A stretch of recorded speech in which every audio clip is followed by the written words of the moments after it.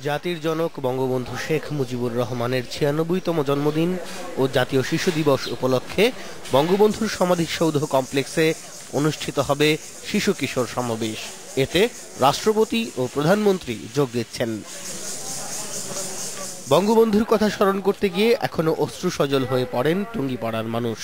কারণ একটাই, বঙ্গবন্ধু আজীবন দরিদ্র মানুষের পাশে ছিলেন।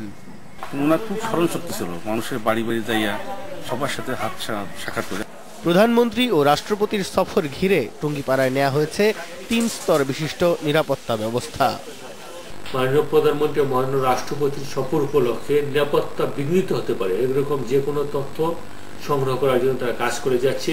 ইনশাআল্লাহ আগামী ১৭ই মার্চ মাননীয় রাষ্ট্রপতি এবং মাননীয় প্রধানমন্ত্রী গোপালগঞ্জের টুঙ্গিপাড়ায় সফর নির্বিঘ্নে এবং সুন্দরভাবে করতে পারব। জাতীয় শিশু দিবসে টুঙ্গিপাড়ায় হবে সাংস্কৃতিক অনুষ্ঠান। এতে থাকছে বঙ্গবন্ধুকে নিবেদিত নাচ, গান ও কবিতা।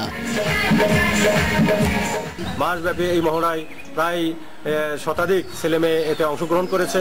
আশা করি টুঙ্গিপাড়ায় ১৭ই মার্চটা ভালো সাংস্কৃতিক শিশুদের পরিবেশনায় ভালো সাংস্কৃতিক অনুষ্ঠান হবে। শিমুল সালাহউদ্দিন, ইন্ডিপেন্ডেন্ট নিউজ।